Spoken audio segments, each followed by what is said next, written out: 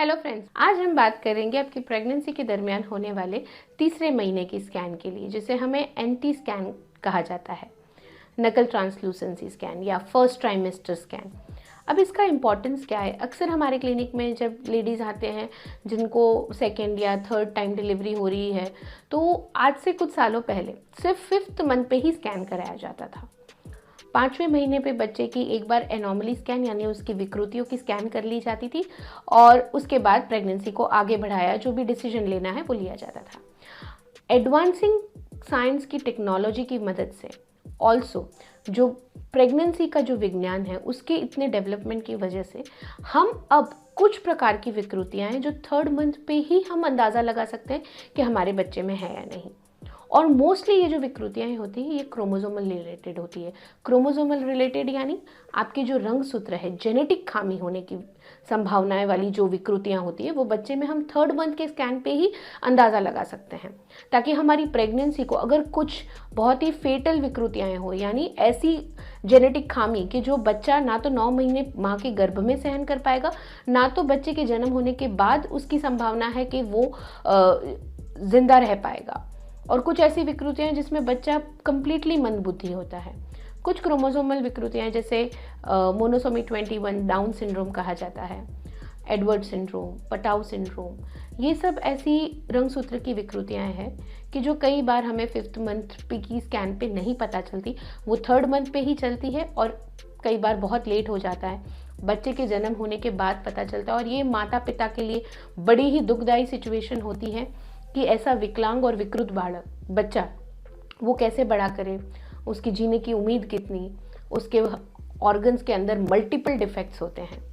तो 9 महीना प्रेगनेंसी का जो एक पूरा जर्नी होता है वो कहीं ना कहीं माँ बाप के लिए एक बर्डन सा बन जाता है।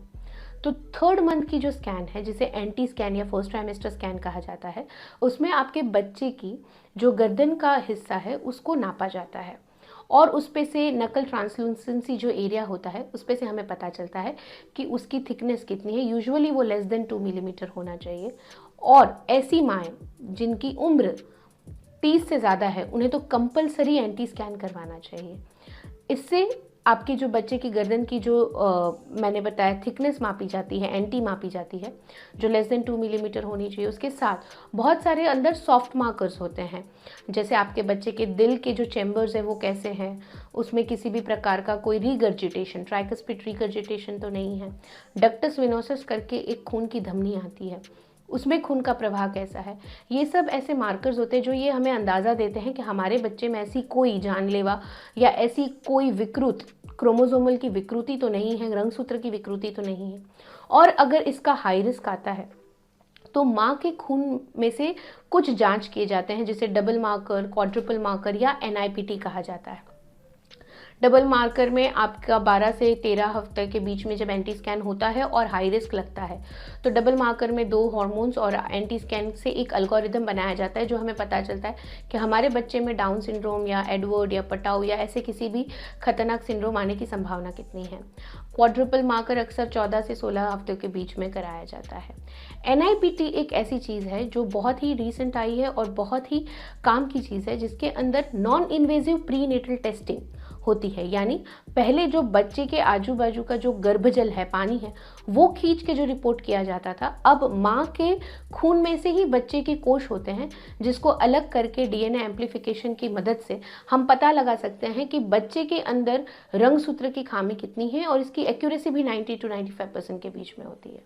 तो NIPT एक ऐसा जरिया है कि जिससे हम काफ़ी श्योरिटी से कह सकते हैं कि हमारे बच्चे में ऐसा कोई क्रोमोसोमल डिसऑर्डर आने की संभावना है या नहीं, और फिर हम डिसीजन ले सकते हैं कि वाकई में हमें प्रेगनेंसी कंटिन्यू करनी चाहिए या प्रेगनेंसी को टर्मिनेट करने का डिफ़िकल्ट डिसीजन लेना चाहिए।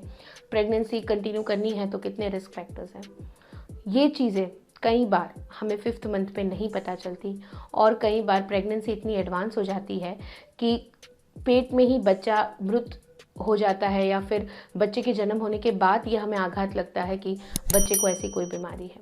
तो ये 3rd मंथ की जो स्कैन है ये बहुत ही इंपॉर्टेंट है, इसको कभी मिस ना कीजिए। आशा करती हूँ मेरे इस वीडियो से आपको एंटी स्कैन के लिए बहुत सारी जानकारी मिली होगी। अगर आपको ये वीडियो पसंद आया हो तो ज़रूर से इसको लाइक करें, शेयर करें, सब्सक्राइब करें, और एंटी स्कैन को लेके कोई भी अपने प्रश्न हो तो नीचे के कमेंट बॉक्स में ज़रूर से लिखिए। Thank you.